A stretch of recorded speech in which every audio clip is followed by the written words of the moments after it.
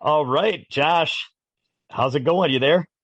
I'm good, man. I'm down. I'm in the Big D, Dallas, down in Texas. That's right. Okay, so welcome everyone listening. Thanks for tuning in. This is Demetrius Gelatis, and I've got Josh Burble with me. And let's see, we're on the Q It Up Network, so appreciate all you guys listening. So Josh is down in Dallas. Why are you in Dallas, Josh? Texas Open, Demi. Excellent, excellent. I That's wish in I could be Austin. there. Go ahead. Yeah, it's in Austin, but I came down to Dallas a few days early to hang out with Telly. Shout out to Telly Shackelford. Thanks for letting me stay at your place. So yeah, Excellent. So and the tournament starts this Friday? yeah. I think it's Thursday Calcutta and then Friday start. Yeah, Beautiful. And it's a big table 10 ball. I know there's quite a sign up list, so I've seen a bunch of the names down there. it's And I actually know it's one actually of on the them. spot nine ball. Sorry, Dem. Oh, it's on the spot in eyeball. Excellent. Yeah. Yep. Okay, cool. And then I saw, I guess it makes sense. You're not playing a lot of one pocket. I saw there's a one pocket tournament that kicks off too, right? Yeah. There is. You're just like, you haven't played any one pocket. I It's just haven't not played what you're one pocket focused on since. right now. Exactly. Yeah. That's okay.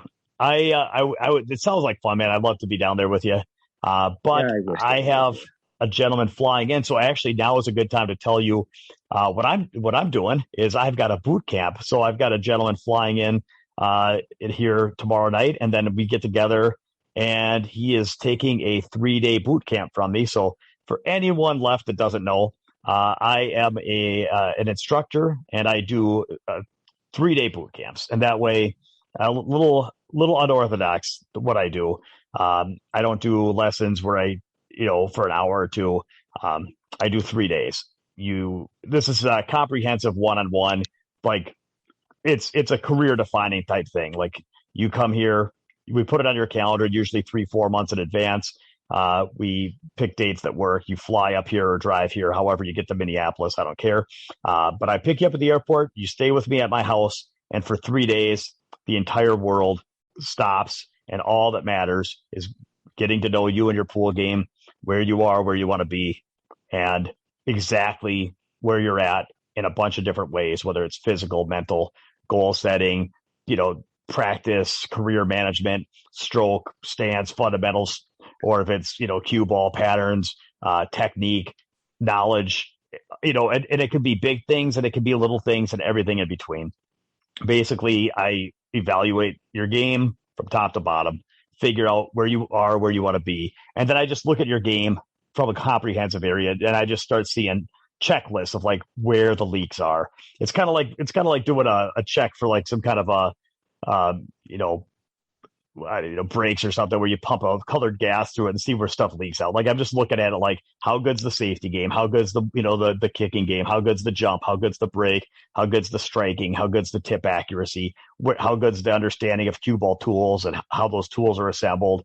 Where's the mental game at? How do people react to adversity? Like I'm clocking them in like all these different ways. And then after I see them play for a little bit, hit some balls, I run them through some tests and stuff, and then I'm like, okay, here's how I kind of break down where you're strong and where some things are that we can start working on to get them playing at the next level. And then we have 3 days to basically set the table of what those things we're going to set our objectives, and then we just go to work on them. So I'm not just giving somebody some pointers and saying, hey, go get it.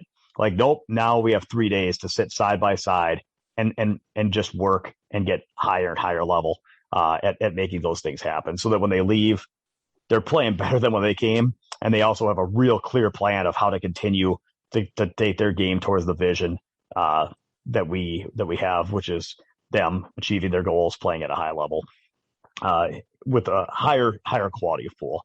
And it changes everything, man. It changes the physical game. It also changes it's just for people that have a serious relationship with the game. It's a big deal to learn how to play this game in a beautiful and enjoyable way. So for anyone that's interested, please check out my website at mnpoolbootcamp.com, like Minnesota Pool Bootcamp.com.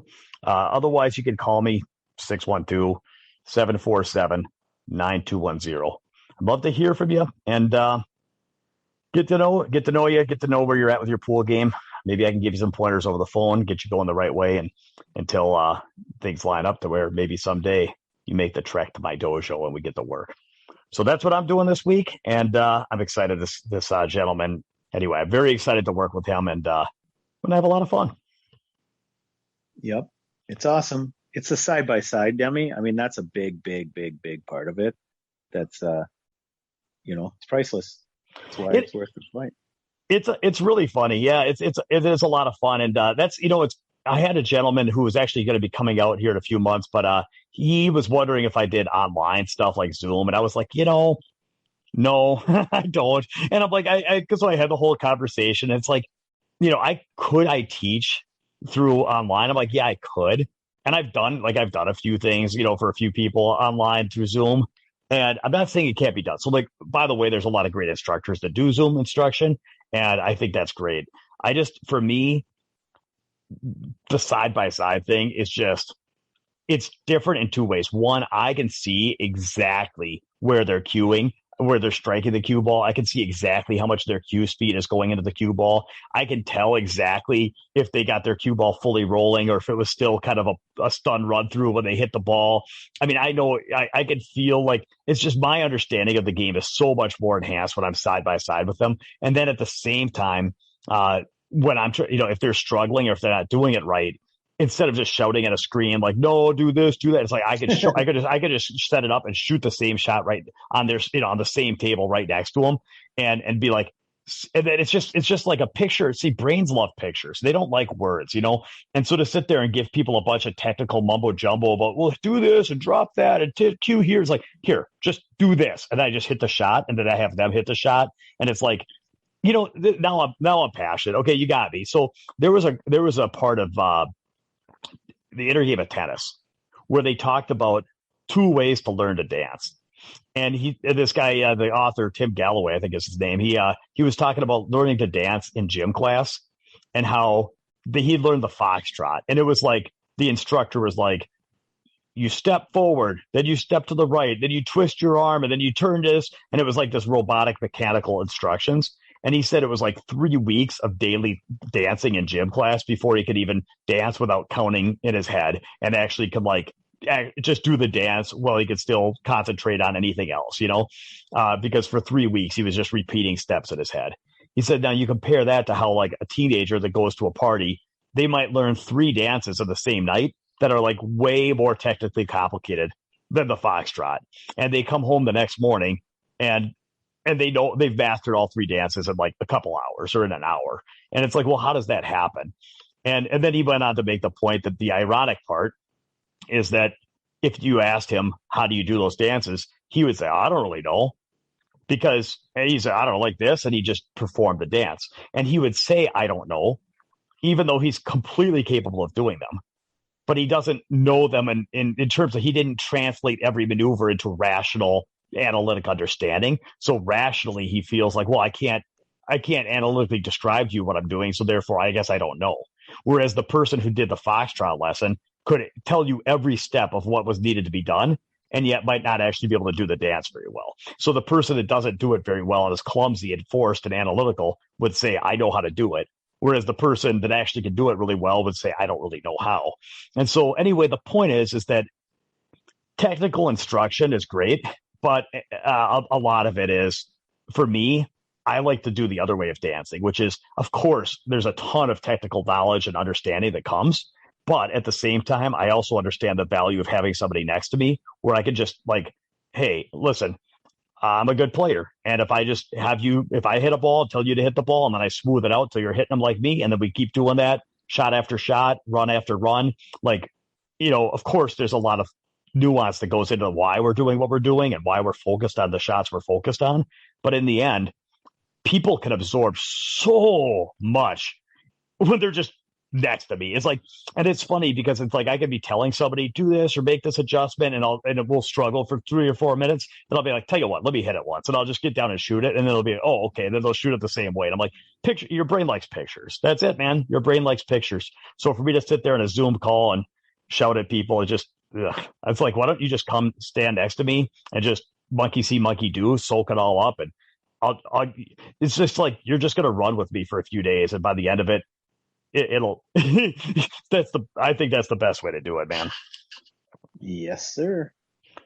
Cool. So, okay. So then real quick, I want to give a shout out to Hank the Tank, Harry Leenan, and Kennedy Mayman. They are two of my, speaking of teaching, imagine that I'd be talking about that. Anyway, two of my students that are going to the youth juniors. So Kennedy, I believe, is 15. I think she just turned 15. And then Harry just is 13. And so in any case, they're both here in Minnesota, and I've gotten a chance to work with them both, Harry for both for about a year now. And they're really it's been awesome. It's been awesome to see them grow.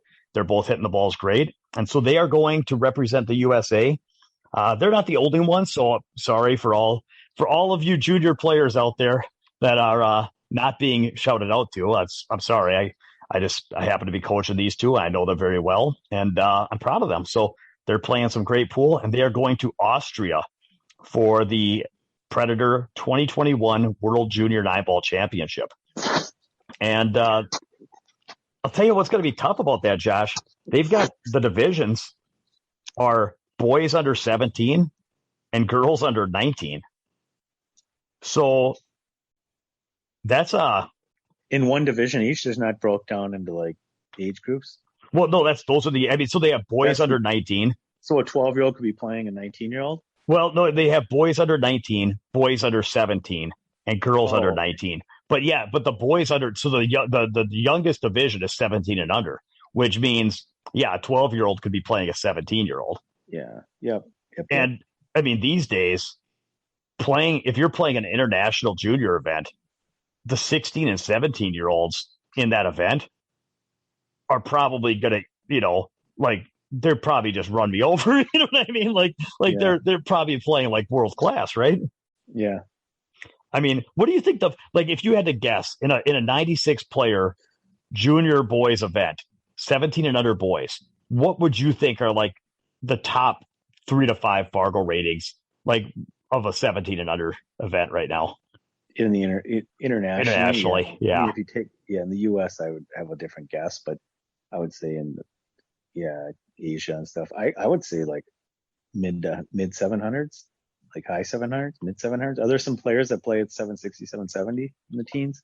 At least. I mean, well, Fedor was 17 when he won the world championship. Oh, shoot. Yeah. See, I think I wouldn't say 8. Like, there might even be an 800 out there, but I was thinking maybe, but I was trying to keep it conservative. Yeah, I would think that the top 3 are probably like playing. I would think that the top 3 to 5 are playing over 780.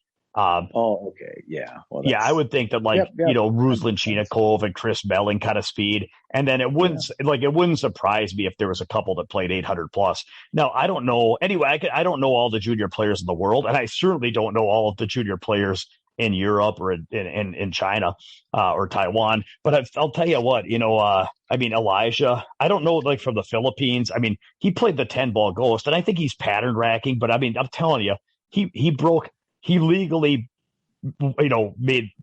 he ran 35 out of 36 racks against the 10-ball ghost.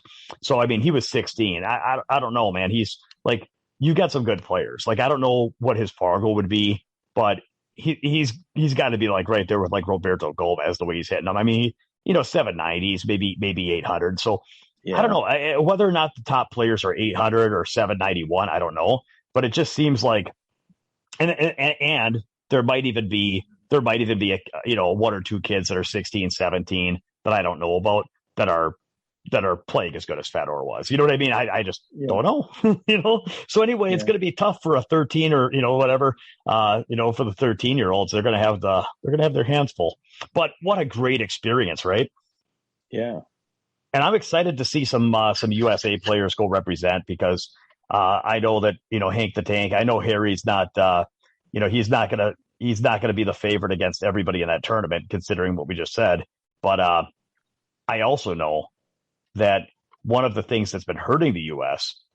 is that our teens haven't always been able to compete against international top flight players.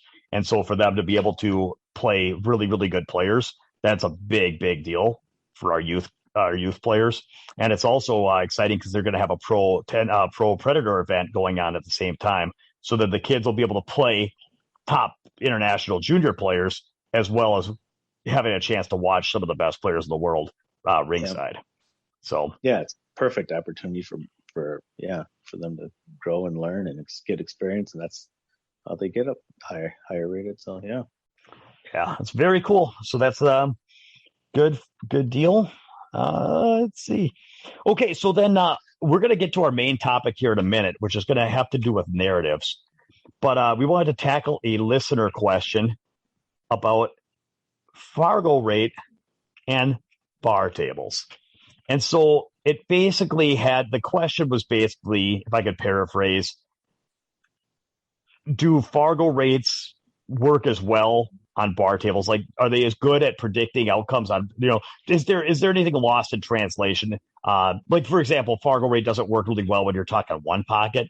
And do people's Fargorates, is that as accurate for bar table as it is for 9-foot, or are there some discrepancies? That's kind of the question. So I'll let you swing first. What do you think? Like what do you think what do you think of Fargorate overall? Like, there's some people that think that it's, spot on, really accurate, good for the game. There's also people that think it's either wildly inaccurate or it's negative for the game. Where do you stand on both of those questions? Accuracy and benefit. Yeah, I think that it is extremely accurate and beneficial. That's what I think. I think there's been nothing even close to it, and other than like known ability or whatever, that's and local stuff. But as far as nationally, internationally, I mean, maybe some of the player rating stuff on AccuStats or something will tell you a person's, what they're capable of. But Fargorate's, I think it's an incredible thing. I think it's amazing. I think it's very accurate, and yeah, that's it, man. And I think it's great for the game. I think it's allowed handicapping events, and which adds to more players. We've talked about this before. I think down, but like obviously I'm not for handicap events. I don't play in handicap events. I don't whatever. But like for the health and growth and wellness of the sport, like Fargo's awesome, man. So yeah, that's my opinion. Yeah, I'll agree with both parts of this. I think that it's very accurate.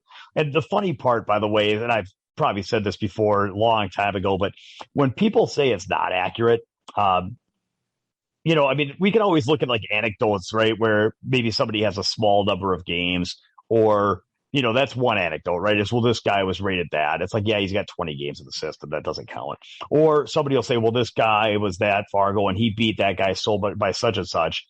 But it's like, really, that his Fargo will change. So Fargo doesn't predict, it doesn't guarantee the outcomes. I mean, if Fargo guaranteed future outcomes, then we wouldn't play. We would just compare Fargos and nothing would ever change. So like people can outperform and underperform. It just shows like averages and, and really the Fargo rate actually comes from past results.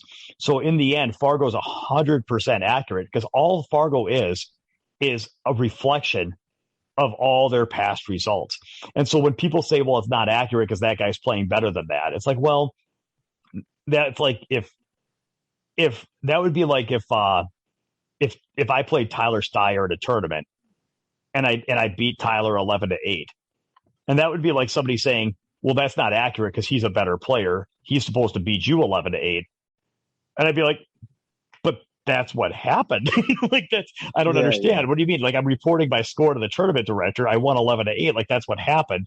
It's like Fargo is just exactly. It's like that's what happened. Is that this person has won enough games against the right opponents to get that Fargo? That's just the score. That's exactly that is a score. It's just as real and tangible as an 11-8 win. It's just it's an assortment of all their 11-8 wins and 11-8 losses merged together.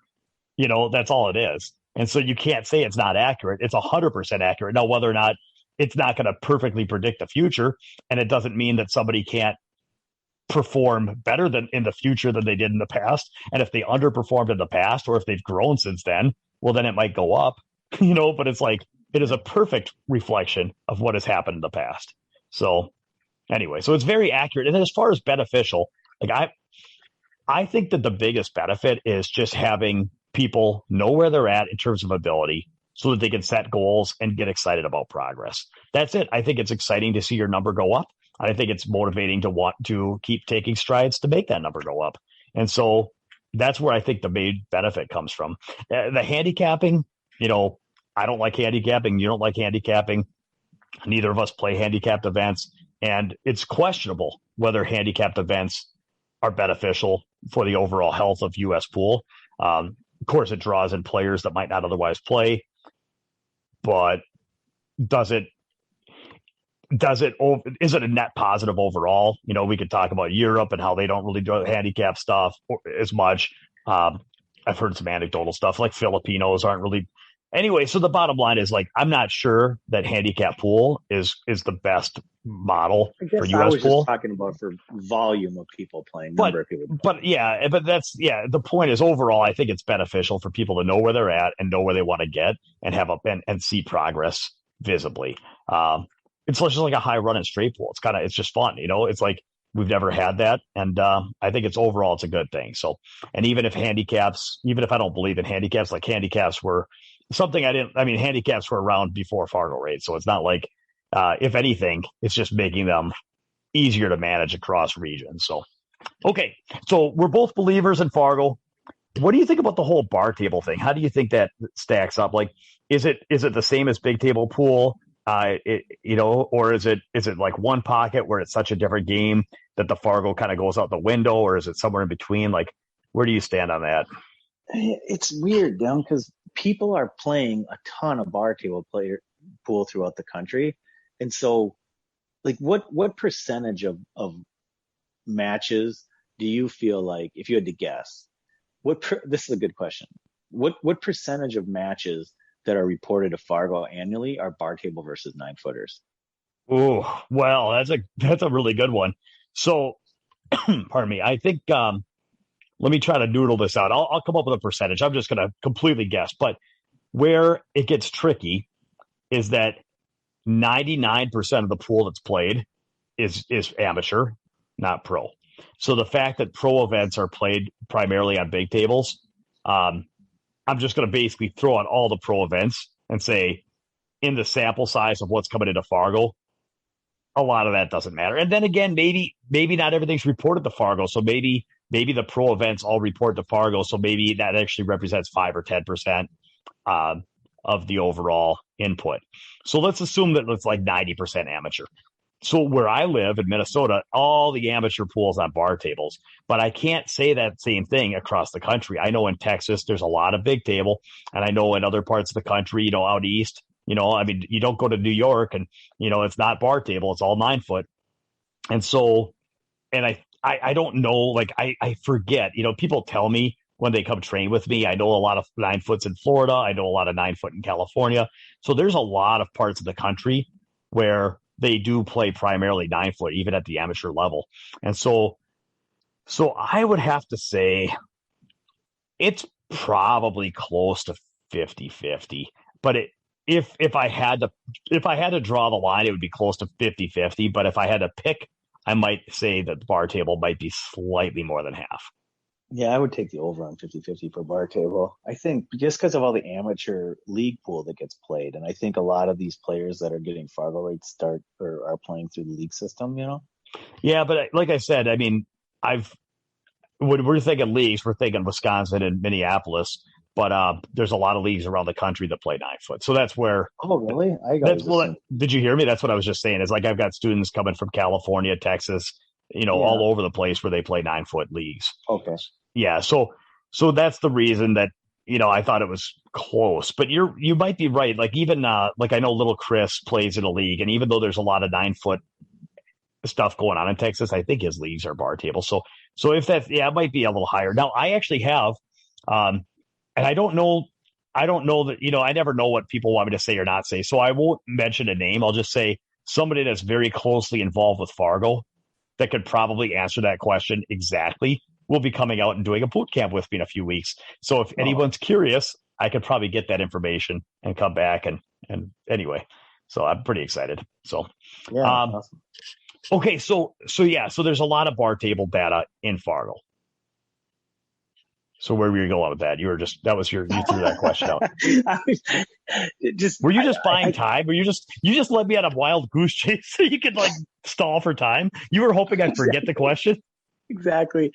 Well, I told you I didn't want to talk about this in this way, but I can't. You got me in a box. I mean, Oh, it's go like for it, man. Go so. for it. Here's what I'm It's running our into as a big podcast table. until we get Okay, fired. what's that? It's our podcast until we get fired. Until we get fired. Exactly. So I'm not calling out anybody or saying anything about anything. I'm just saying that my experience is that guys with higher ratings than mine or near ratings. So I'm 7'10" and I'm trying to find action, like not big action. I'm not a gambler, like a huge gambler. I'm just trying to find anywhere from like $10 and $20 sets up to $200 to $500 sets on special occasions, quote unquote. So I'm looking for action. And what I'm experiencing is over and over and over again is that guys that have their Fargos that I would just assume would love to play do not want to play on a big table. And that's it. And so, and then we have another mutual acquaintance that played, high level pool and would say things like, I just want to play regional bar table pool because I don't have to practice, so when people are developing their Fargo on a bar table, but then also I'm talking to professional level players that are saying, I don't even want to play big table pool because I don't want to have to practice and work hard. To me, something seems weird or like it's not making sense. Like it doesn't seem like for some, and I, like I said, I'm a shit eating wild man for Fargorate. Something there just doesn't add up and seems weird. Like, well, should there be a subcategory or different categories for bar table versus 9-footer? And so with golf, when you talk about handicap, they have a course rating which has a slope. And so if you're a 4 handicap or a 5 handicap at a high, like an easy course, quote unquote, you go to a tougher course and you can get shredded and you can never break 80 kind of thing. So I don't know what the answer is or what's going on with it or if there even is an answer. Maybe I have no point. I have an opinion, but let me just kind of speculate one thing though. It's like, because the players that played bar table pool don't want to play big table, does that mean that the Fargo isn't right? Or maybe that's just the game that they play. And the same way, could there, and I'm just asking, could there be a player like, let's say there's a 700 Fargorate who plays 9-foot. Could there be a 700 Fargorate bar table player where the 9-foot player might not do as well playing bar table 8-ball against that other guy, and in general, 9-foot players can move down to 7-foot tables without a problem. But I mean, we know some specialists that play really, really good bar pool. And, I mean, I'll even go so far as to say, I know a few people that have slightly lower Fargo rates than me that might be really tough for me to win against on a bar table. You know what I mean? Just because the skill sets are a little different. I mean, the weight of the break is so critical. And there's just different. I mean, I could break it down. I just say there's different skills that are required and different skills that are rewarded. And so when one person is kind of built for one track, and of course there's mostly overlap, right? Most players that play one well can do both well, and a lot of players can do both great. But that doesn't mean that there's not slight differences. And so the players that can play both games well, it just means that they've developed skills that go across the board so well that they can, kind of like players that can play 9-ball and 1 pocket. It's like, well, they've just developed their skills across the board. But of course, there are players that just play 1 pocket better or 9-ball better. So it's like, I don't know. I mean, does it necessitate that bar? So let me ask you. So even if they're different, could it be that, do you think one is lower than the other, or do you think they're just different? Yeah, I just think they're different. That's all, them. I just think they're different, Okay. I mean, I don't know. I guess I don't know. Yeah, I think that I will throw out that I do think that I don't know if they're always lower, but I think in general, I think that people are going to build up their Fargo rate slightly quicker on a bar table. I'm talking slight. Like I'm going to give you some specifics. Okay. And I think that the bar table Fargo rates are a little different because here's what I'm going off of. So as of this recording, Shane just finished playing Dennis, a race to 150 bar table 9-ball. And I think he won 150 to 93. Now, he played Dennis 2 races to 120 playing big table 9-ball. He lost them both, but they were both very close, right? 120 to 119. The other one was very close. So, like, in the end, like, he and Dennis playing big table 9-ball, you'd have to say they're pretty close. Their Fargo rates are pretty close, and their big table 9-ball results are very close. And of course, we know that there's variance, but for the same guy who lost 2 sets to Dennis, who plays very, very close to Dennis playing big table 9-ball, for him to outscore Dennis 150 to 93, for that to just be variance, for them to be even playing bar table 9-ball, and for him to just run 57 games above expected value, like that's a statistical anomaly. I mean, that's almost impossible. And so it just goes to show, like, okay, they're even on a big table, their Fargos are close, but obviously playing on a bar table, things are a little different. Similarly, Skylar Woodward, I don't remember exactly what his difference is with him and Dennis, but they played 100 race to 150 10-ball. And if Dennis has him by 20 Fargo points, then if Fargo rate represented the same on a bar table, Skylar's chance of winning that match would be, like, again, it would be almost impossible. Just because the law of large numbers. This isn't a race to 11, it's a race to 150. And so for Skylar to win that set, again, so then to see the back-to-back matches where Shane wins 150 to 93, Skylar beats Dennis, it doesn't take too long for you to look at these Fargo rates and say, these things are not quite geared for people's actual performances on bar tables all the time. Now, as far as what I've seen, I've also can tell you that I don't know. I'll tell you. Okay, so I'll just tell you an anecdote situation, and I get to work at a hero story. So I played a tournament where Ronnie Alcano showed up at this bar table tournament, and I think it was in Iowa, and it was race to 8 on both sides, and I played Ronnie Alcano, and it was 1-1, and I made the funniest shot I've ever made in my life. Some absolute trick shot of all trick shots on the 8-ball to win that game. And it was such a weird thing because then I went on and caught a gear and ended up winning 6 in a row. So I beat him 8-1. He came back to the loser's side.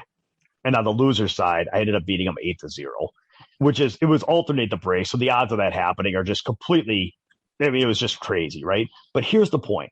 The point is not, oh, I'm so great. The point is there's zero chance I would beat Ronnie Alcano 8-1 and then 8-0 playing big table 9-ball. Like, I mean, I can't even really fathom that, right? And so, but yet when you look at what happened to my Fargo rate at the time, I basically outscored him.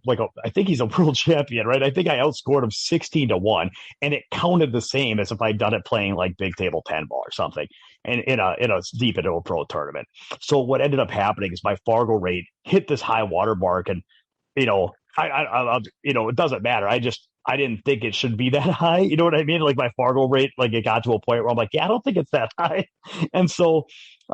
And that's my own personal experience with it. And then as that one aged out, and as I've got more 9-foot pool tournaments in there where I'm playing good players on a 9-foot table and they're holding up a little bit more, it seems like it's come back to where I feel like it ought to be. You know what I mean? And it wasn't a huge difference, but it was just like, so anyway, that's my own personal experience with it, is like, I just feel like, now, of course, he's still going to win more often than he's going to lose. But I feel like the gap, I'll just say this, the gap between me and Ronnie Alcano has got to be a lot smaller on a bar table playing 8-ball than it is playing 9-ball at a 9-foot. Like if I played him 100 games of bar table 8-ball versus 100 games of big table 9-ball, and like if somebody held a gun to my head and said, let's just say I had to win 40 games out of 100 against Ronnie Alcano, I would pick the bar table. You know what I mean? Yeah. So that's my exact question then, Demi, is my exact thought, which is how can it all, I guess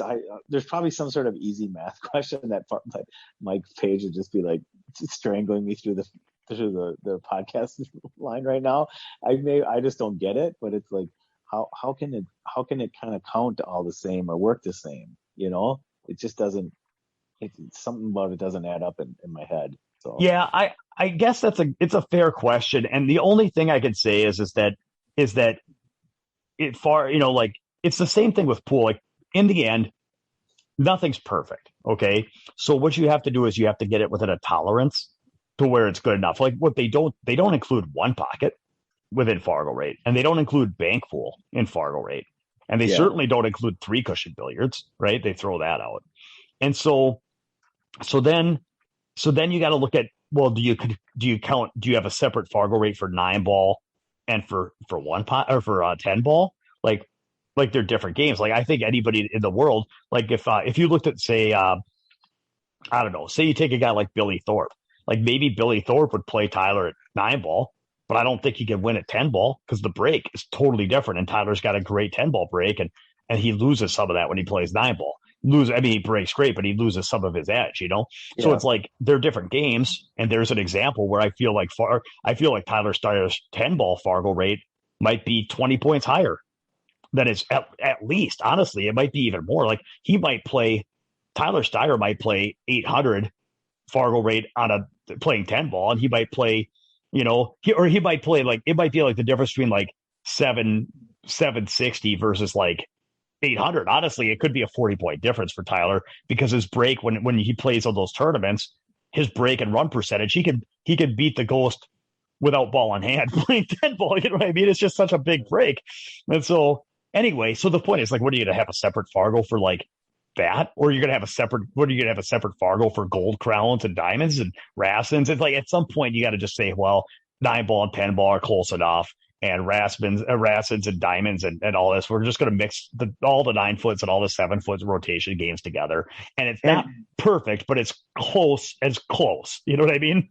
do they do 8 ball too in Fargo? By the way, Yes. Yep. okay, so they do 8 ball as well. Okay, Yep. And now I do think, and I can't remember, but I think that the gentleman who's coming to train with me, I talked to him, and he said that I think there might be something in the future where they do just what you're saying, and they just segregate all the 7 foot and 9 foot. But I can't remember for sure if that's what he said. So I want to just. Yeah, and just to be clear, it was a question. It wasn't a complaint or anything. No, yeah, I know. I was just like knocking it or. Well, we were given a question, and we're just picking through it. And I think our overall consensus is that in general, I think that Fargo's earned on a 7 foot might be slightly lower than Fargo's earned on a 9 foot.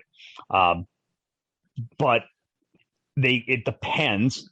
They don't have to be, because if a player who plays I would say it this way. It's possible that someone's Fargorate would be the same on both tables. It's possible that their Fargorate on a bar table could give them a little lift, and I think that the most lift that they could earn would be like, the most lift that I could see them earning would be like 10 to 20 Fargo points if they played a ton of like bar, like if I think of like Jesse Bowman was like a great bar table player that he played good on a 9 footer, but that's not really where he made his bread and butter. So if like he went around and played like tournaments like Olathe's Midwest 9-ball tour, where he's playing like, some of the best players in the country, like Skylar Woodward, and playing top flight, competition. And he's like doing really well and breaking even with guys that are world-class players on bar tables. He could probably get his Fargorate a little bit higher than where it would be if he played 9 foot. So it's like some people could probably get like a 10 or 20 point lift over where it would be if they played a mix of events. But in the end, that's a small number of people that it would impact by a small amount. So although I think in general, I think you could find people that you could point to that have been impacted, but overall, I think it's a very minimal impact for the vast majority of players. So I think it's close enough so basically, unless you're actually going to bet a lot of money on Dennis over Skylar, I don't really think it matters. Unless you're actually looking to bet, a big sum of money, I'd say overall they're pretty close. Okay. Cool. Good question and fun conversation. So, yeah, good. Mm-hmm. All right. So now we're going to try to have a feature topic. And this one, it's been a little while since Josh and I did a podcast. I was kind of intimidated by taking this on. So I just want to dive into it. And I wanted to talk to you. We are going to talk a little bit about narratives, pool narratives. And I was wrestling with the definition. Like, I have no idea, by the way, exactly where this conversation is going to go, which I decided is probably fine. But just when we were starting to talk, I was trying to come up with a working definition of what a narrative is. And I'm not sure that I have it boiled down exactly, but the way I was trying to define what do I mean when I say narrative, or what do you mean? And I think for me, it is something. A narrative is a story that we tell ourselves that answers certain questions. And so it's a story that we tell ourselves about who we are, why we play pool, what is the purpose? What is our goal? What are we doing? What are we moving towards? Why is that goal important? And then how are we going to get there? And what are the obstacles in our way, and how are we going to overcome them? So it's a kind of a story that says, here's if somebody were to ask me, why do you play pool, or what are you going to, what are you trying to accomplish, and why is that meaningful? If somebody could, and I don't even know if everyone could even honestly answer what their narrative is, but if they were in some truth serum where they were or hypnotized, where they somehow were able to answer those questions, it would be basically what, and a lot of it is what's that story that's running through their head when they're playing? That's when they're going to their practice table. What is it that's what's the narrative that's driving this ship? So I think in general, it's a story that people tell themselves about who they are and what their relationship is with pool. So what do you think of that definition, or is there anything I missed, or anything you want to change? Because I'm just spitballing here, Josh. I think that's really good, Dem. I would just add to it, maybe, or float it out there, that it could be that people have a couple narratives or a few narratives that they could kind of float around, Yeah. So yeah, that's what we're going to get into. So can we come up? Can you give me an example? For people that are listening, can you give some examples of what you might consider to be a narrative? Yeah, this is a silly one, but it's kind of it's not so silly too. So I have a friend that plays pool, and he's a really good pool player, and I asked him, I said, do you think you're lucky at pool or not lucky at pool? Because I have an opinion on how I feel about luck with pool. Because I feel like growing up, I always felt like I was lucky. I just always felt like good things were going to happen, and I was a lucky player. And so the way it was not a major narrative, but it was kind of a sub narrative or a minor narrative that runs through me when I'm playing, which is, if I miss, I feel like there's a chance I'm going to hook them or leave them tough or whatever. So good things are going to happen, or if I kick, good things are going to happen. And I talked to this guy, and he had the same narrative. He just kind of felt the same way, and it was just funny because I had felt like I had kind of lost that narrative. And so I was more negative. And that's where I think it becomes, even though it's not a major narrative, it becomes important, right? Because if you think bad things are going to happen, and you think that, negatively, you're going to kind of attract that, and it's going to be hard on you, and you're going to feel less energy while you're playing, versus a guy that's I'm white magic, I'm lucky, good things happen, it's you have just kind of a more upbeat attitude about it. So that's one example, I think. Yeah. And I could definitely get lost into talking about that, because I think it's so important, because you have three, I could boil it down to three groups of people that believe that, that good things happen for them. People that believe that they're cursed and just things don't work out, and it seems like they run really bad a lot. And then there's people that are really analytic and just believe, well, luck is just scientific and we all get our share and it just evens out. And there's attitude and luck are totally disconnected. So why would we even, and if I count negative rolls during a match, I'm just being analytical. That's not impacting me, because I'm just observing and detached and unemotional about it all. Where it's yeah, but people, and I think that there's, for people that believe that they're unlucky, if they believe that could be part of a narrative where they feel like it's it's my job to overcome the curses of like, I've been plagued by the gods, but yet I will triumph because I'm gonna, outwork the horrible curse that was given to me. So some people that might use that as like a fuel, like, like the joke where pool is a game where I test my skill against other people's luck. And so some people, if they have a narrative that's negative, I would normally assume that attracts bad things, but maybe some people find a way to find some great glory and purpose in that. As for believing in positive luck that you have it, I think that's great. I think that when you're kicking to hit a ball where it's hard to control the kick and it's a hard hit to even kick, I think that people that believe good things are going to happen are going to be more likely to hit the ball, because people that feel like nothing's going to work out and they're hopeless, they have less incentive to hit the ball, and they're more likely to shrug and airball it because they're like, well, nothing was going to work anyway. Whereas somebody that's like, man, if I can hit this ball, I bet you something really lucky happens. Then you're more likely to go all in to hit the ball. And then when you do, something lucky might happen. And was it lucky? Well, yeah, but it wouldn't have been lucky if you didn't hit it. So I think having belief that luck will meet you halfway can help. So anyway, I think that's an interesting conversation. But let me ask you this: how is that a narrative and not? What's the difference between a narrative versus just a belief? Like, what if somebody said, well, that's not really a narrative, that's just a belief that I happen to believe in good luck or not? Oh, that's interesting. Well, maybe it is a belief and not a narrative. But I would think that where it becomes a narrative is where it becomes something that it's a repeated story you tell yourself, and maybe you can tell yourself repeatedly beliefs, and that's not a narrative at that point. So I don't know. You might have got me in a box there, Demi. I was just I don't have an answer. I almost feel like the narrative is like this is so funny because like this is this is why we didn't rehearse this, because this will be fun. I almost feel like beliefs are like the individual transformers, and then like your narrative is kind of like the Optimus Prime, which is like the sum of all of your beliefs that come together in one monster. Yeah, that's pretty good. Yeah. I don't know. That's kind of how I've it's the collection of all your beliefs rolled up into one story that you tell yourself. That's good. Yeah, that's good, man. I think that's good. Cool. And there are more than meets the eye. Let me tell you. Pass the bong. No, okay. All right. Good stuff. No, I'm totally. That's why it's a tough conversation, but fun though. Fun for sure. Yeah. So okay. So I'll try to come up with an example of a narrative, and so, and it's funny. I'm trying to think of how this could, really.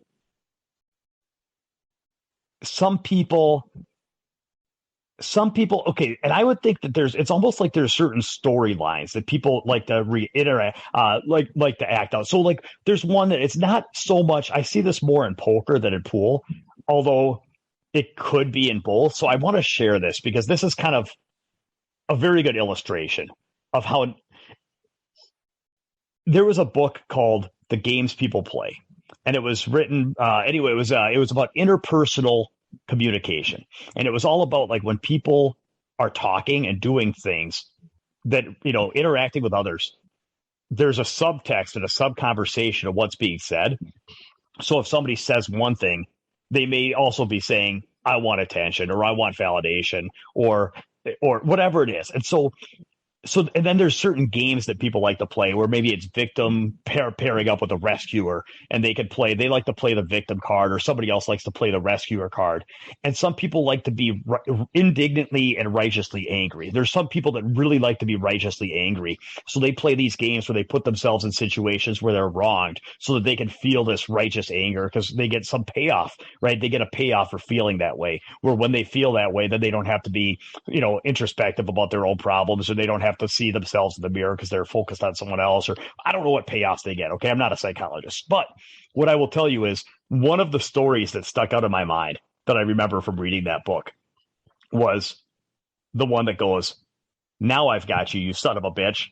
And the way that game is played is where the person would like kind of set a trap or bait the other person, and they would allow this other person to wrong them, and then put it in such a way to where they can like to make the other person pay for their grievances. They could get vengeance against the bully that was, wronging them. And so the way that this I find is interesting is like in poker, if you play poker with good players, those good players play very aggressively. And so if you're not very good at poker, or if you're not as good as they are, the way it feels is it feels like you're getting bullied and you feel like a victim.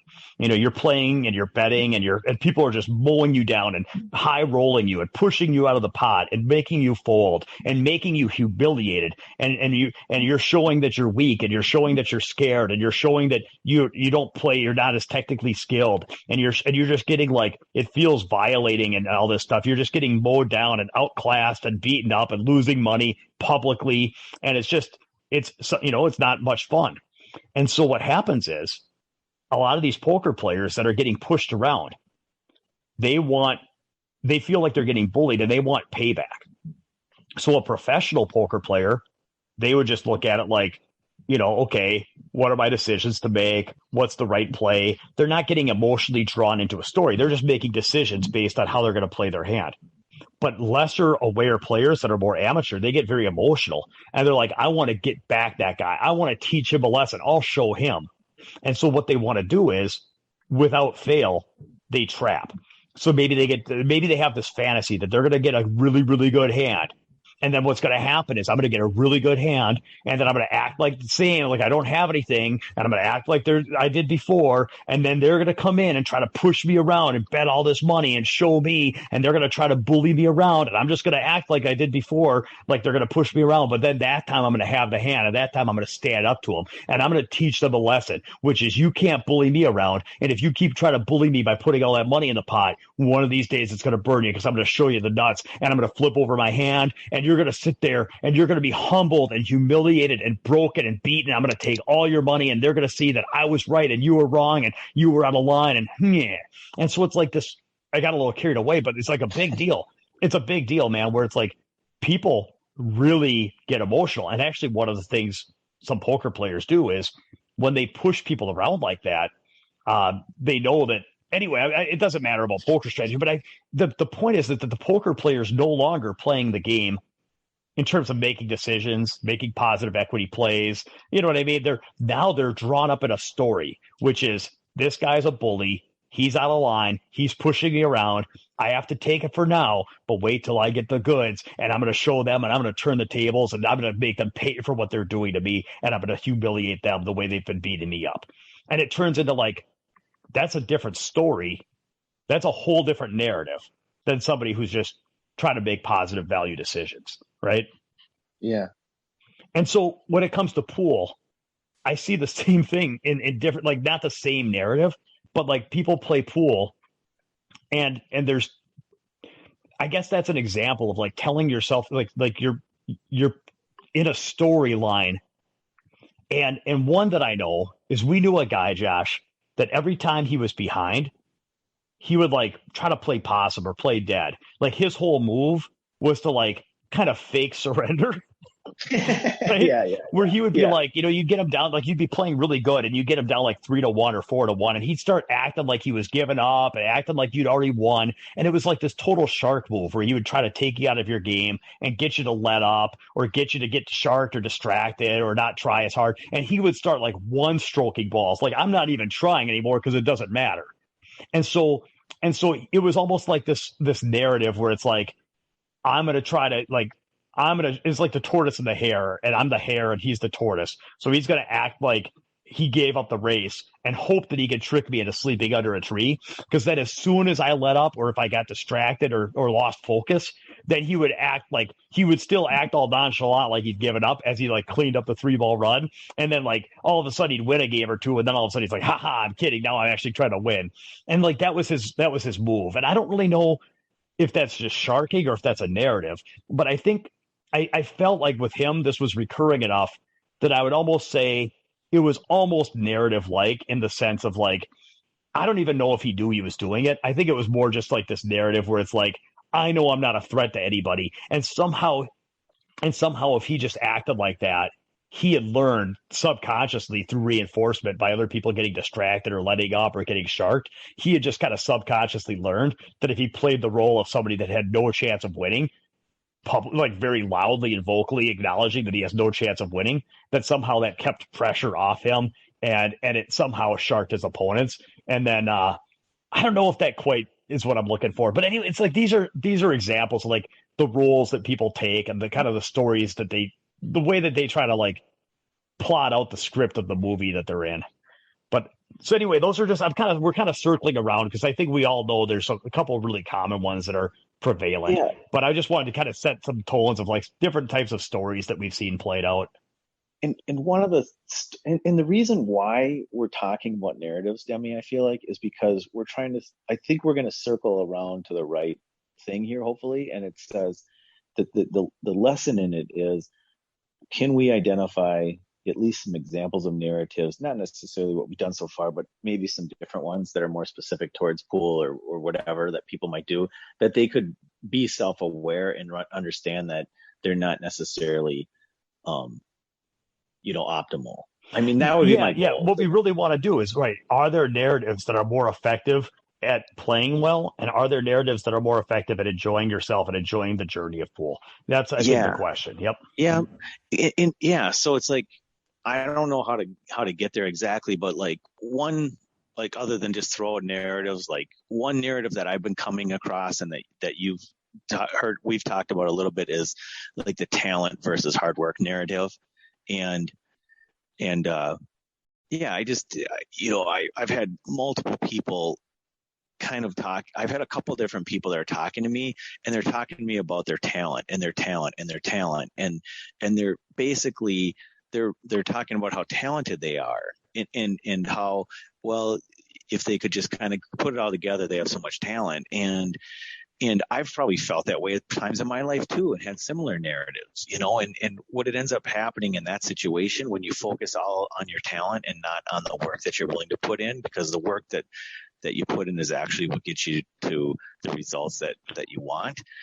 Running into a couple situations where people are focused on their talent versus focused on the work that they put in. And I just am kind of bombarded by a narrative that says, yeah, but I'm talented. Yeah, but I'm talented. And I'm saying, well, it really doesn't matter how talented you are. It matters what work you put in.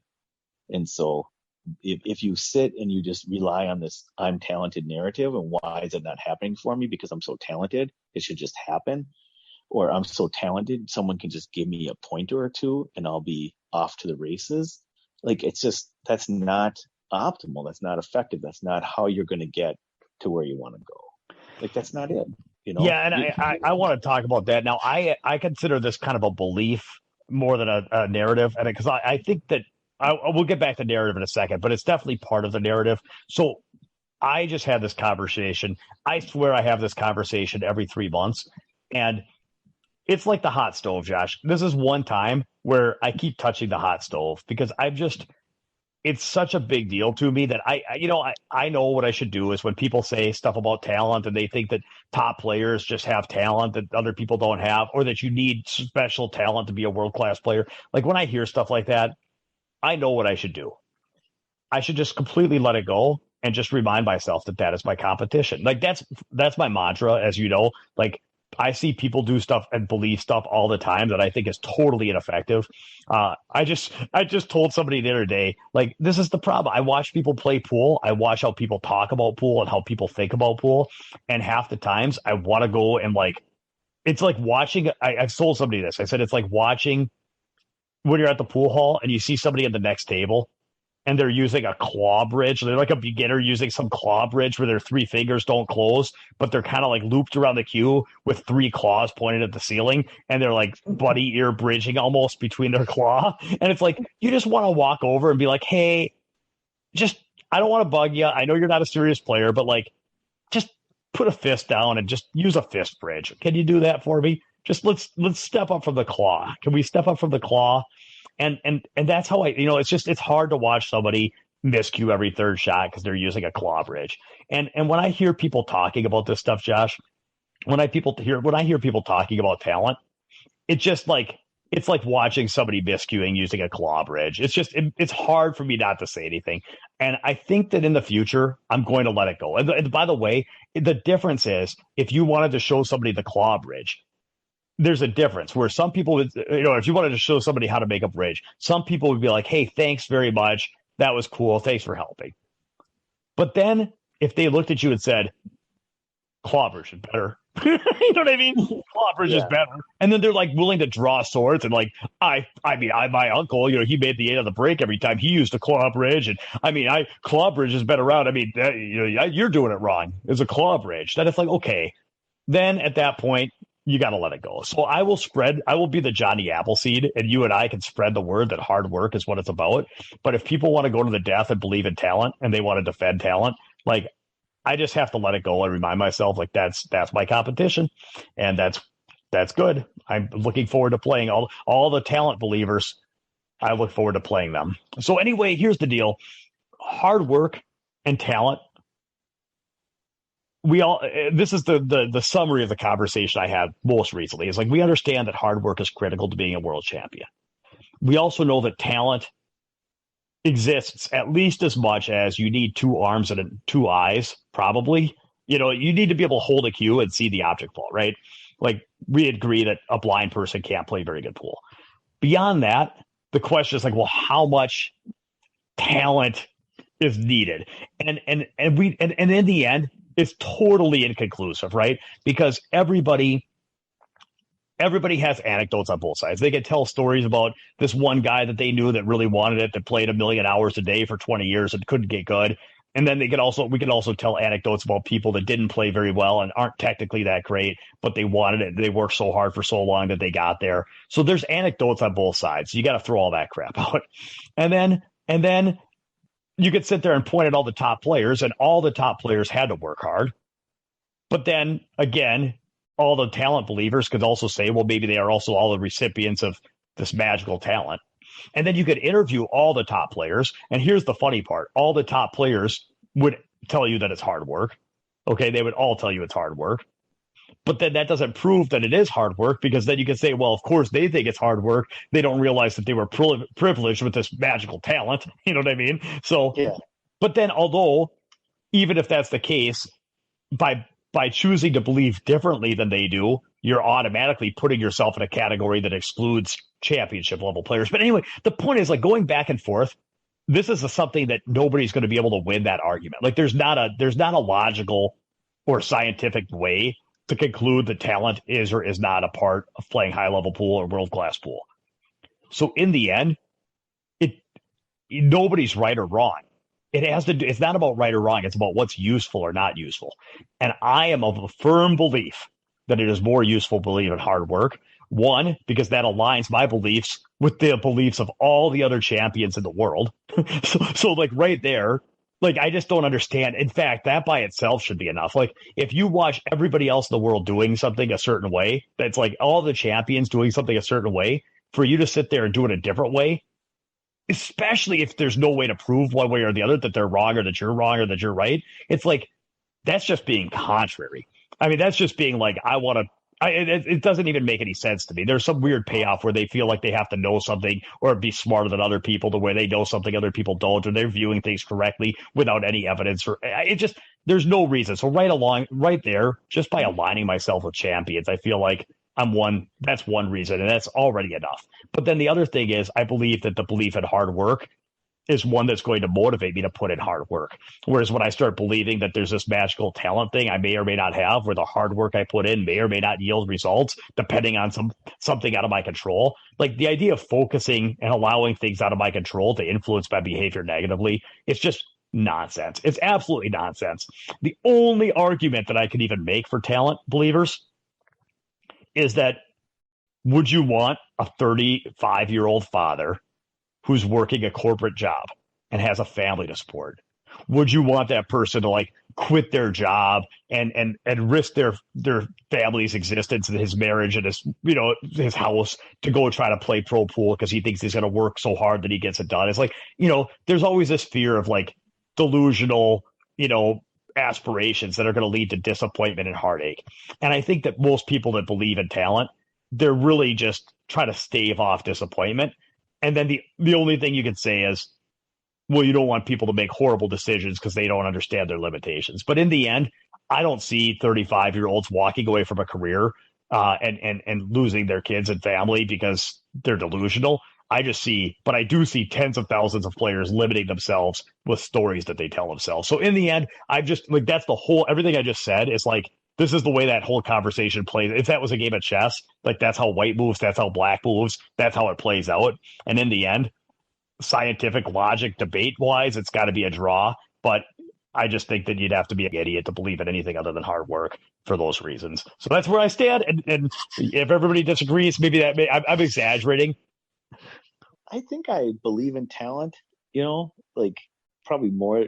I'm like, it's almost like it's a double think. You use double think. Double think or a talisman or something. I don't know, like a lucky charm or I just like I do believe in talent. I do believe that people have gifts. I do believe in giftedness, It's like there's certain things that I've seen that I can do, eye-hand coordination that have nothing to do with any sort of practice training.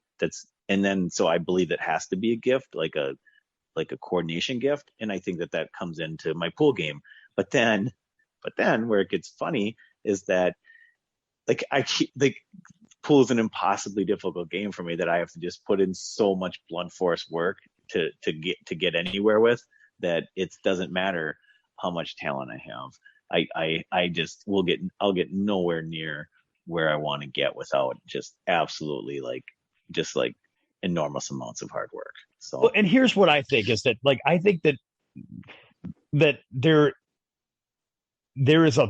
are a lot of dimensions of pool. If what we were talking about was a very one-dimensional activity, even something like basketball, you could talk about like a height advantage, and you could say that people that are 6'8" are advantaged over people that are 5'4". Okay, and I think that as a whole, that would be true, right? Like that's a physical born advantage that's just the way it is. The problem when it comes to pool is that pool is challenging in many, many, many, many ways to where hand-eye coordination is one thing.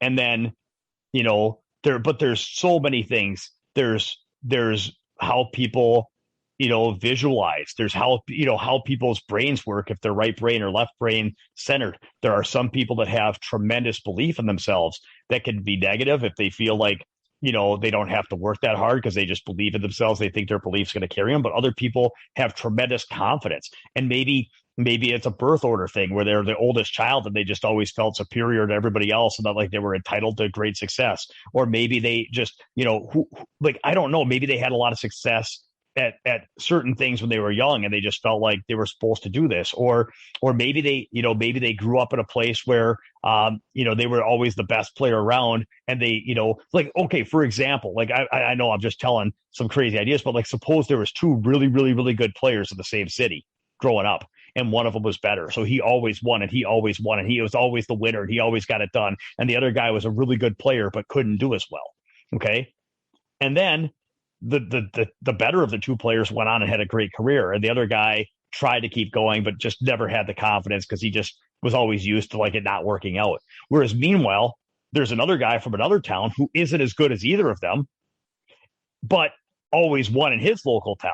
And so maybe the lesser player that always won in his local town ends up beating the guy that's technically better, but is so used to losing. You know what I mean? So it's so you've got mental game, physical game, you've got striking, you've got strategy, you've got work ethic. You've got who grew up in a family that maybe you grew up with a dad who was a professional baseball player and coaches, and somehow the stuff that he taught when you were a kid just filtered into your consciousness before you even knew what was happening. You were programmed for just tremendous amounts of hard work. It's like there's so many things that go into being a great pool player that to sit there and point at one thing and say well, that game, that person had some advantages in that one area. It's like, yeah, you need to be strong.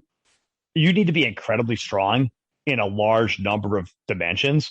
And you might have a head start in a couple of them, but you are going to have to work really, really, really hard to get all of them up to speed, and a couple of them are going to come really, really tough, and you're going to have to face demons the likes you've never fought before, and go to the ends of the earth to make it happen. And so the fact that the fact that something the fact that not all of it was impossibly difficult doesn't mean that it isn't impossibly difficult, and that it's going to be impossibly difficult for everybody. And so it's going to come down to who gets it done.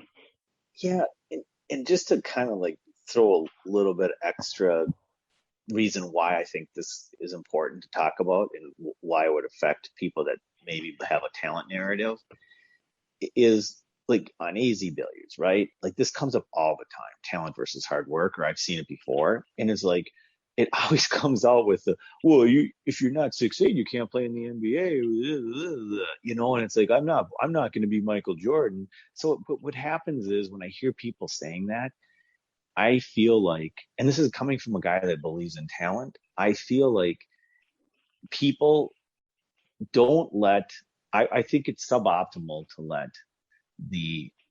to write it off, to just say, well, I don't have the talent. I'm not a 17-year-old Fedor. So why is it even worth trying? It's like these people are just talented. Shane's just talented.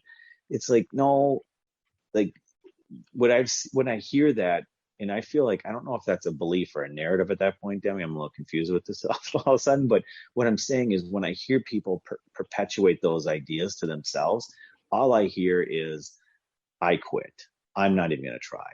And that's where I think it's a trap, or that's where it's needs to be discussed. I think that I could sum it up. I could sum that up to say, anytime, like, there are things you can control and there are things you can't control. And I am just of the belief that, like, you have to keep your eyes laser focused only on the things that you can control. And you have to assume that if you have to be accountable, and you have to act with an underlying belief that if you correctly manage the things you can control, that you can achieve any results you want to achieve. Now, that doesn't mean you can't be aware of things you can't control. So if you're aware that some things are challenging, then, or you're aware that there's other things outside of you that you need to, like, overcome to get where you're going. So in other words, there's things out of my control that I will need to navigate through. Therefore, how do I need to adjust the things I can control to achieve the outcome that I want to achieve? So you have to be aware of the whole world, but in the end, you can only focus. And it comes to two things. I will only focus my energy on things I can control, and that I believe that if I do that, I can achieve my goals. So what the problem with what you're saying is I am focusing on something out of my control, and I'm reaching the conclusion that because of these things out of my control, I cannot reach my goals. That conclusion is one that is deeply troubling to me. Mm-hmm. And it's just derailing, it's like, then people are, I don't know. And I think it comes down to, if so the problem is, if I believe that this thing out of my control is preventing me from reaching my goals, then that allows me to not have to look at my own sphere of control and be accountable and look in the mirror and do the hard work of hitting those goals and doing what I need to do. So as soon as I believe that, then it lets me off the hook to where I can say, well, now I just don't have the talent. It's not possible. Therefore, I don't have to try, and I don't have to find a way to make it work. And I really, that's it. It's just, it seems like you're just letting yourself off the hook. And at the same time, the cost of the good news is then you don't have to struggle. The struggle's over. The bad news is your life keeps going, and you don't reach your goals, and you don't get better, and you're not necessarily your best self. So I just think the cost is too high for me. Yeah, agreed. So that's it. I guess so that's where it is. It's like, I don't really think it's right or wrong. I just think it's effective or ineffective. And okay, so that's really, really cool. Now, in terms of overall narrative, though, I don't know. I think that is a subpart. Like I said, it's like a belief. But I think that as I was thinking about this conversation, Josh, I was going to try to list out a bunch of different narratives. But in the end, I think there's only one that I've really observed that's common. I couldn't come up with a bunch of narratives. Like, there's a couple, but there was only one that I could come up with, which is the narrative that I used to have when I was a teenager. And it's a narrative that I run into a lot. So here seems to be, like, the general narrative seems to be one of, everybody says I can't do it. they don't think I could do it. They think they're better than me.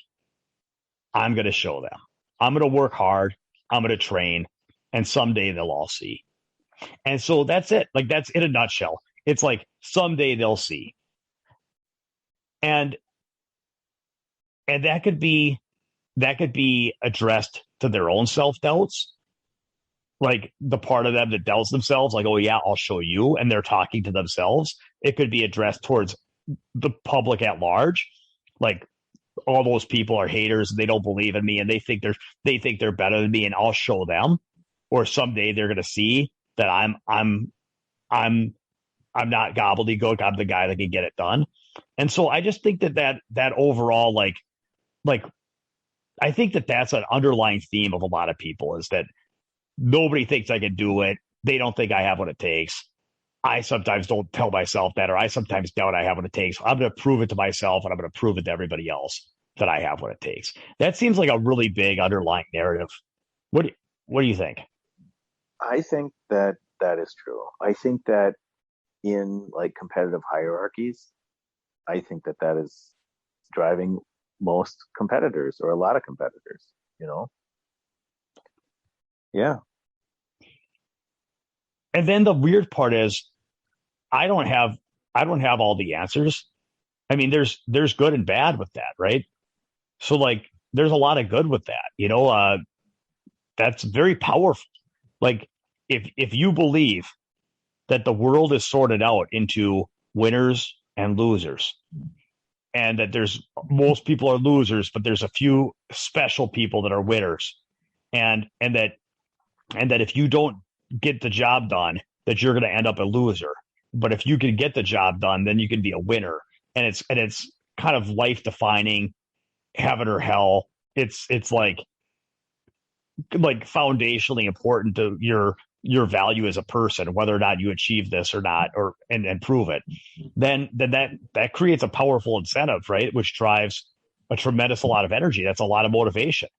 And so it provides a sense of purpose. It provides a story. It says life is about being a winner and not a loser.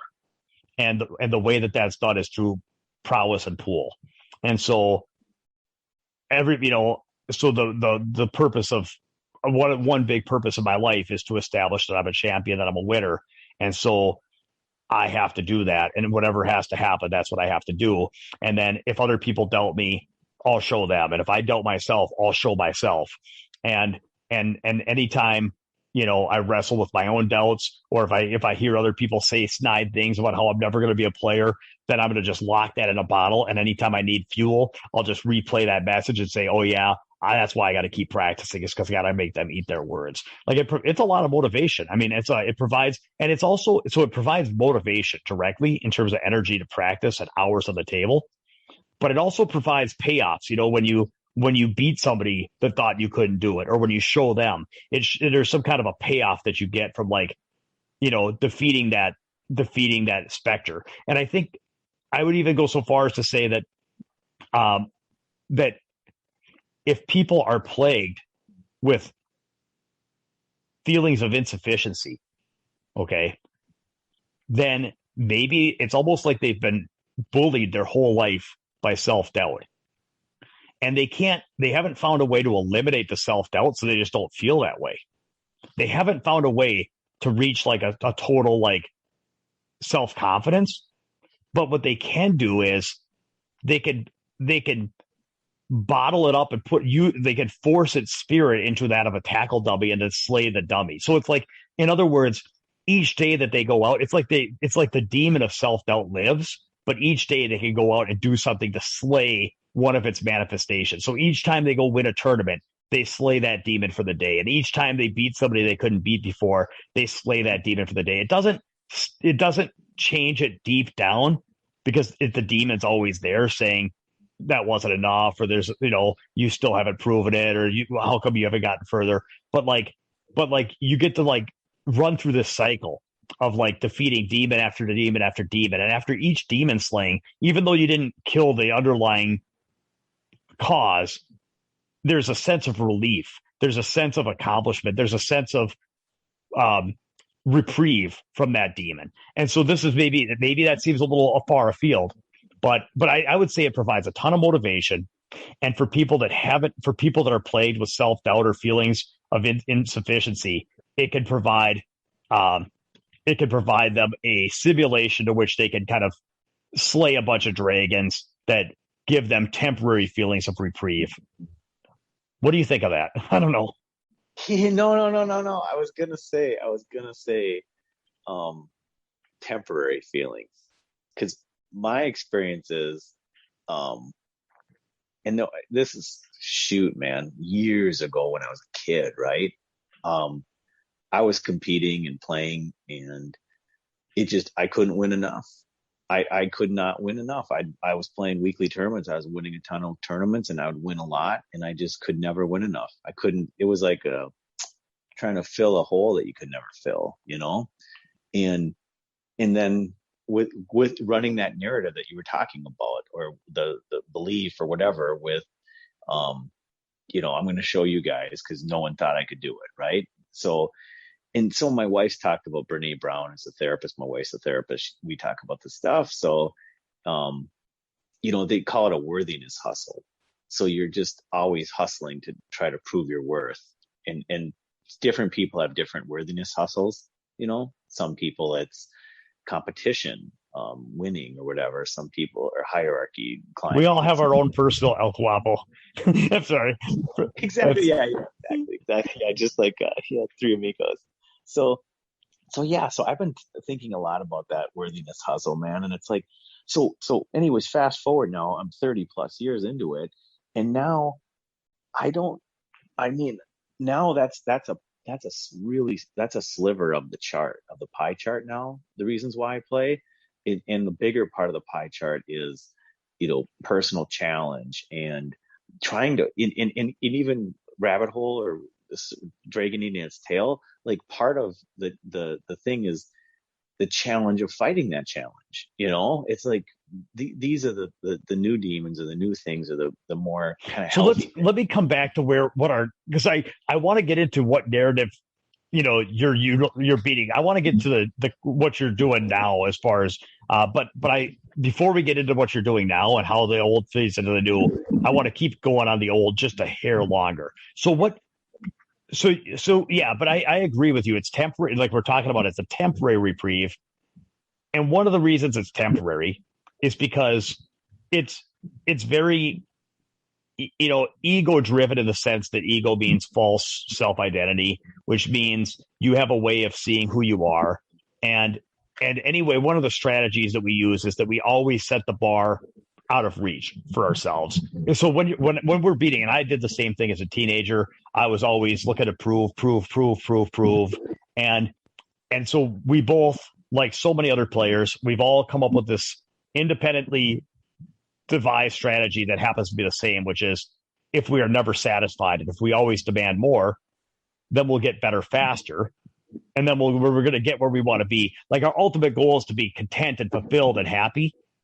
And so the fastest way to get there is to always set the bar out of reach, so that we're always discontent and unhappy. And that way we're always maximizing our motivation, so that we're going to get to where we want to be as fast as possible.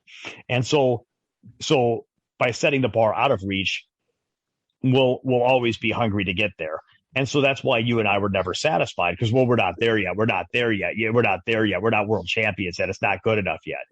And so for people that haven't really thought about this much, I just want to take the time to sketch that in. The problem with that, okay, the good news about that is it provides motivation, in the sense that, like, you're not just sitting around on your backside eating Cheetos and saying, I'm fine.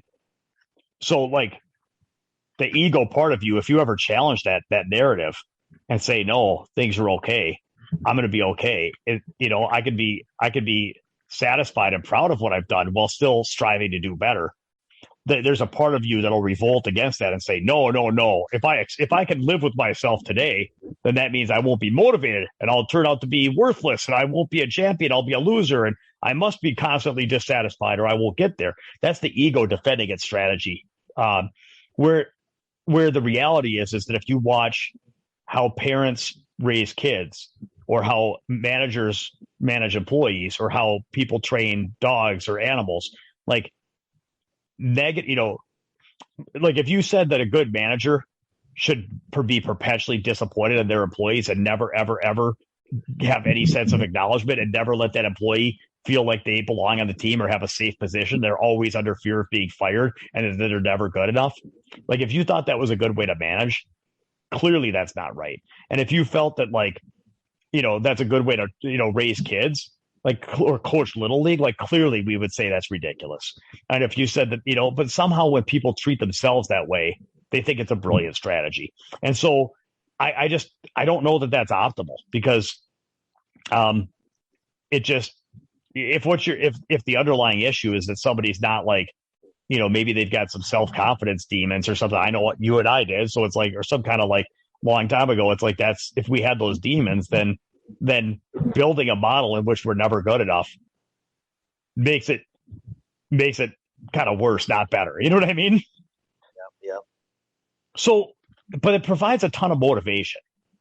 So where I get confused, and where I'm currently confused, is like, so we've seen a lot of people beat to this narrative, by the way, like a lot of people, this is kind of a very common narrative. So how has that changed for you, Josh? Like, how would you say that's changed for you?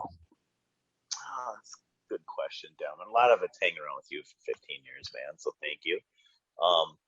Yeah, I think that now I am aware of my ego problems and my ego driving things, and that it's never good enough, and that if I just accomplish this or just accomplish that, things will all be better, right?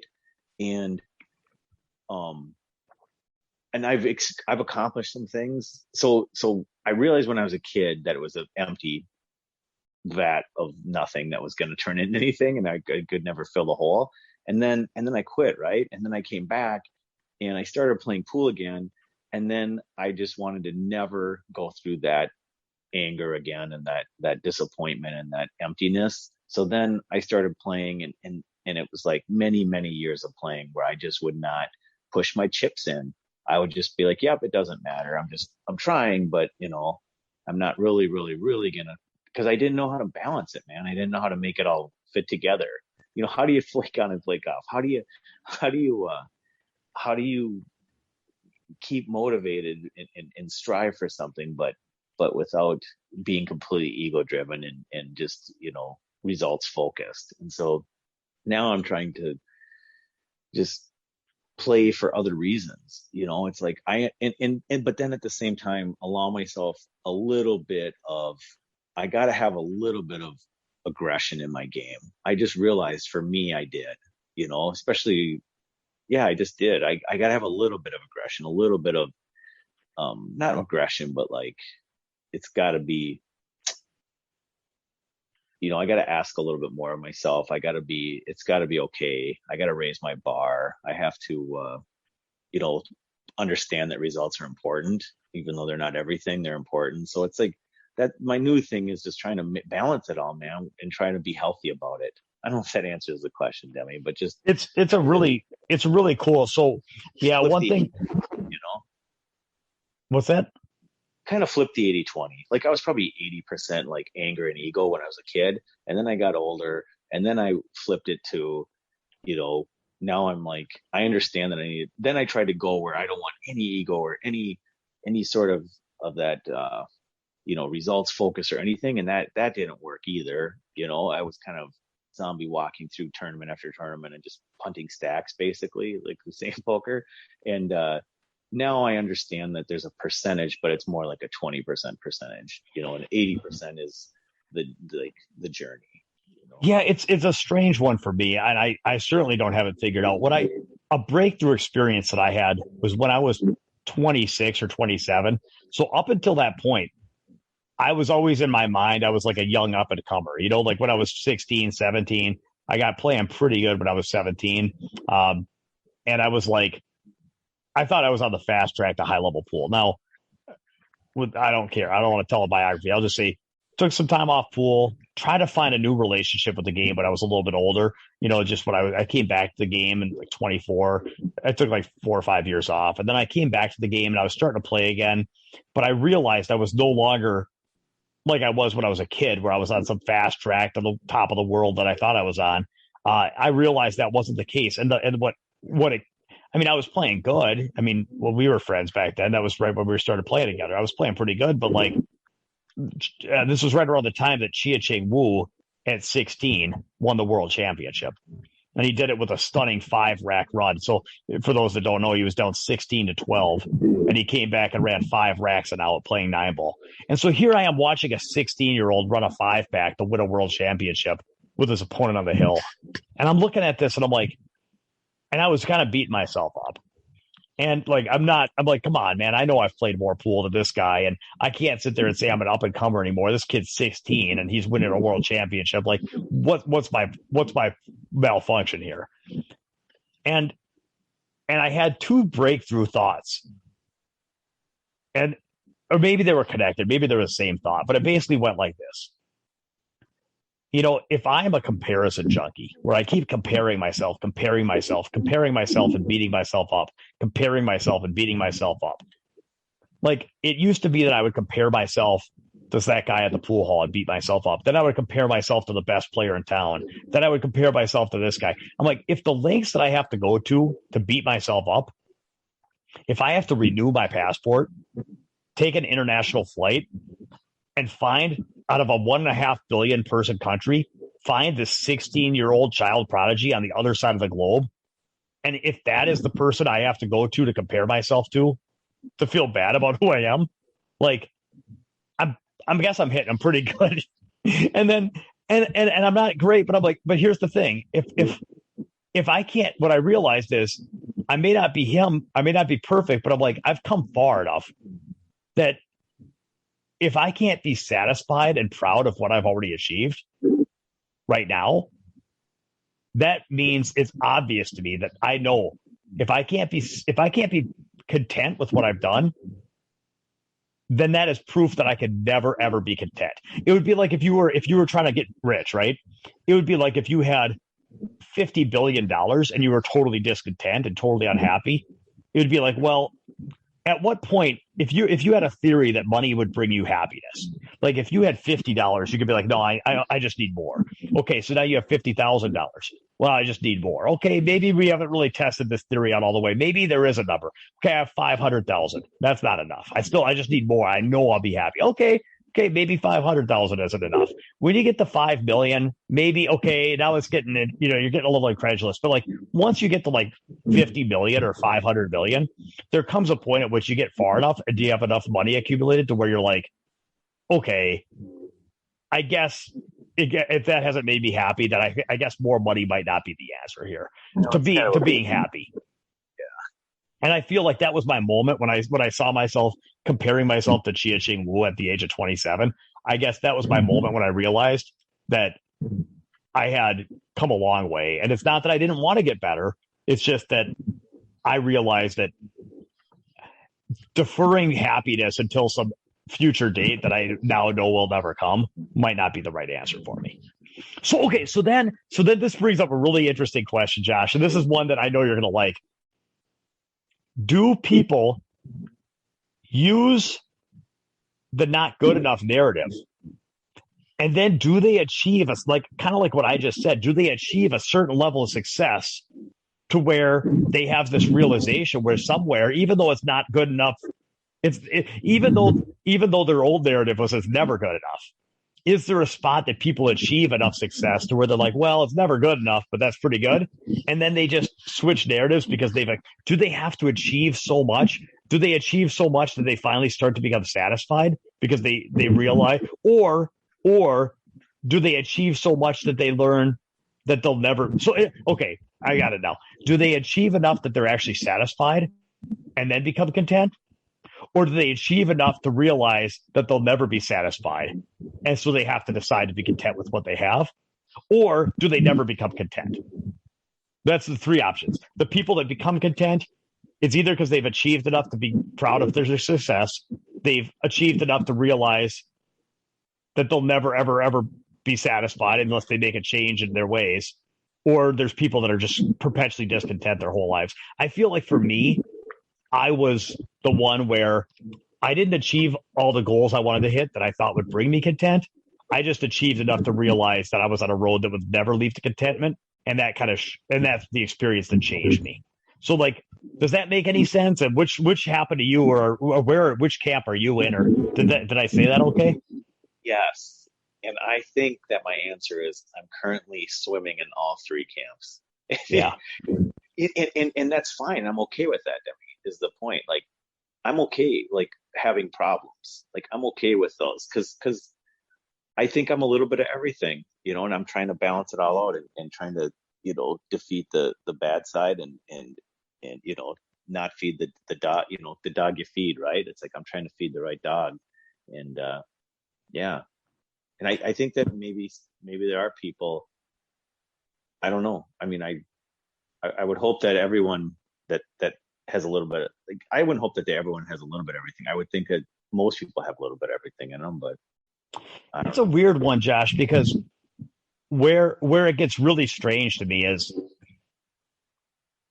what if being perpetually, like, I don't know that being perpetually discontent is the greatest. Like, it doesn't feel the greatest in the sense because it depends on what your strategy is. Is your strategy to achieve the most fulfilling life and to enjoy your time on this planet the best of your ability, or is your strategy to get the highest Fargo rating ever? Okay.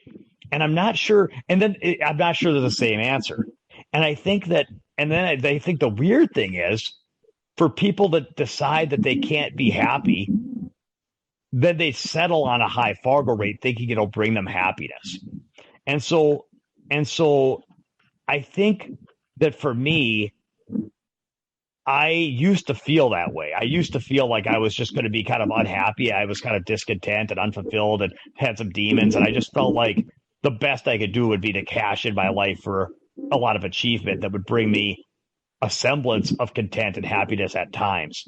And then I think for me, I switched over some time. I switched more towards where I'm actually kind of pretty good.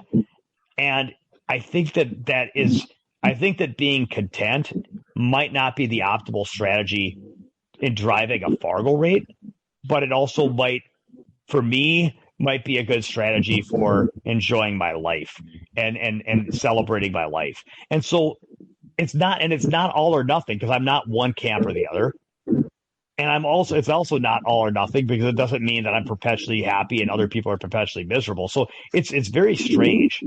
But I think that this is one that I struggle with, because, as I said, I teach a couple juniors, right? And do I want them like if they're going to do them, right? But I get to influence them to some extent. And if I had a choice, would I want them to be unhappy and have the highest Fargo rate in the world? And it's like, or would I want them to live good lives and have a healthy balance and a healthy relationship with pool? And as we had the Olympics come around, and there was all that talk about what's her name withdrawing from the Olympics and, mental health and all these things, like, this conversation's been circulating. And I've often wondered, our glorification of high level achievement, it makes sense to glorify people that do extraordinary things and people that are heroic in many ways. But when it comes to being at the very, very, very tippy top of one very specific hierarchy, to where they've been completely miserable and out of balance in their life in many, many ways. And I'm not saying that Phil or Fedor are like that. I'm just saying in general, like, there, when people are doing, taking steroids to bike or cycle up in mountains, or, like, at some point, or training 16 hours as a ballerina, like, there comes a point where, like, I admire success to a large degree until it skews so much. It's like going from quantum physics to metaphysics or whatever, where it's like all the rules of the existence change, and it starts going from being inspirational to being kind of tragic to me. And I don't know, man. I don't know what I want for these junior players. So I'm glad they don't ask me. They just ask me how to play pool, and I get to tell them and try to help them on their way. But like, are they the same? And which, like, are they the same? Is high Fargo rate the same as content? And do people go for Fargo because they can't get content? And which would they rather have? I don't have answers. I'm not even asking. It's just confusing, right? It's confusing.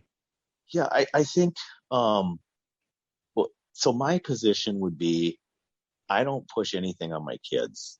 Like I pushed myself very hard as a youth player with pool, and I remember being 11 years old and bowling till my thumb bled. Like I bowled like 15 games in a day, and that was the way I was wired. I don't know. It just somehow with the way I was raised with my dad or whatever, who knows? But like I don't push anything on my kids like that. I let them sort of see what they want to do. And if my kids aren't junior players that are going to the Worlds, no big deal. I'm awesome. That's congratulations to the kids that are going, and it's great. I'm just saying, if my kids were playing pool, I would just have a conversation with them, like you're saying, like you're talking about, like, so I can only speak for my own kids and not someone else's kids, unless, I don't know, it's different because you're training them, so there's more of a connection there. But I think letting them know that here are the traps, here are the pitfalls, and here are some of the things that you can get caught up in, and just making them aware of it. Because that's what I'm trying to do for myself, is just be aware of these pitfalls and traps now, and understand that I'm not perfect and I can fall into them. But part of the joy of pool for me and the journey of pool for me is fighting those pitfalls and traps. And that's not the whole journey, but that's part of it for sure. Yeah. And so I think that if I were to sum up, I'm going to tie in what you just said, because I think if I were to sum up like my narrative today, it went from like, I'm going to prove it to myself or prove it to everybody else, and someday they'll see and I'll show them and all this stuff. Now my narrative is more, I believe that life should be enjoyed and celebrated, and that one of the important ways that we celebrate and show appreciation for the life, the gifts, and the time that we've been given is using them to the best of our ability. I think there's something higher quality about living in a way that has that to where we can say, like, pass that test each day where did I give my best today?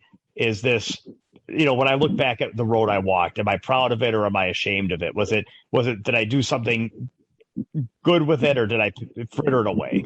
And I feel like somewhere deep down, pool's important to me for a couple reasons. One, I think directly, I think that it's an amazing game, and that when we play it well, and if we're gonna do it, like, for people that want to quit pool, I'm totally fine if they don't play.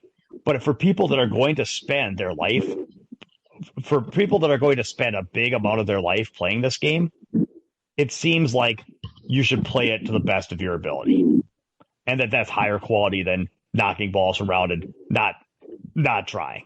And so there seems to be an underlying purpose in playing well. And not only that, I think there's also things that when you play pool well, it forces you to be accountable and grow and change.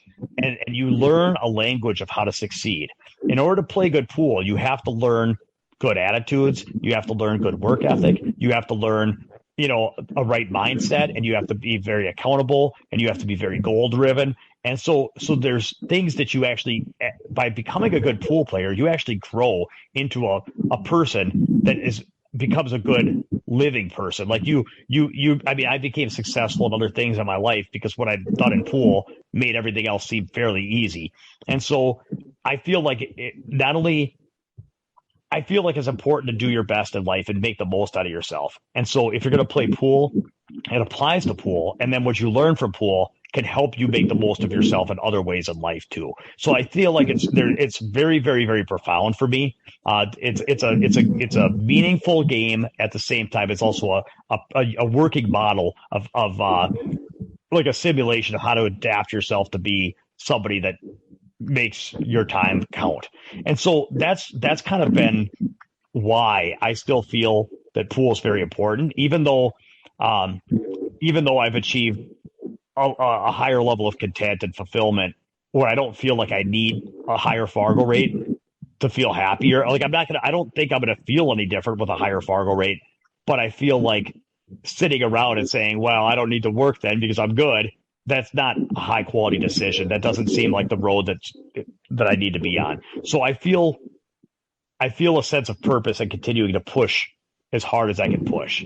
And then the other sense of purpose is that if I allow people that are very, very destructive and negative and cancerous or hate filled and rage filled, if I allow those people to have a motivation edge on me, then I kind of feel like I'm letting the dark side of the force win. I'm letting the terrorists win. And I feel like it's my job to show that you can play this game without being in a negative hell and still and play it from a sense of love and beauty and celebration and still play well.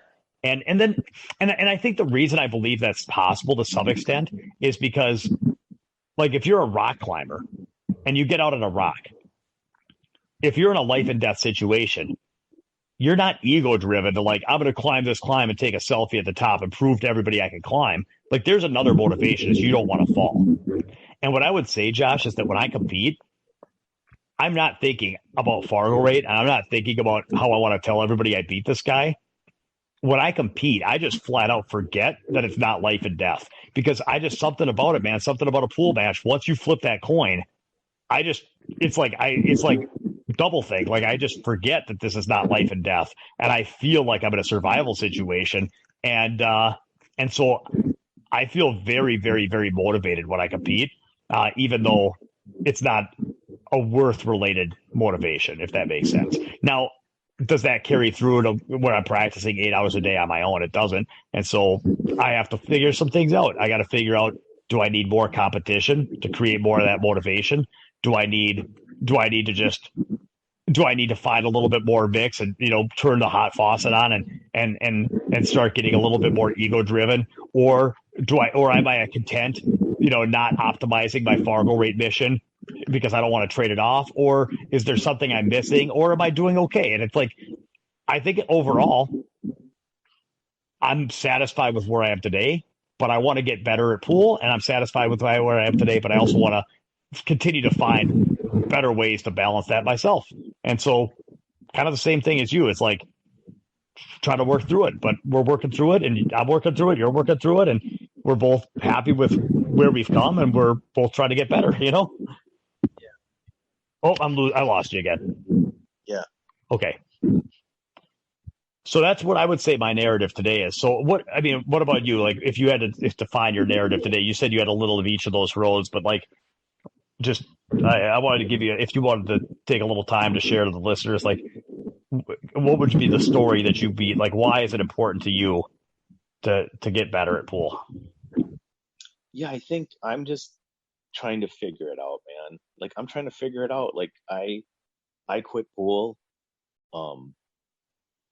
like 2.5 years ago, I think 3 years ago. I quit for about a year because I just couldn't figure it out. I couldn't find peace. I couldn't find any joy in the game. Like I was just frustrated, right?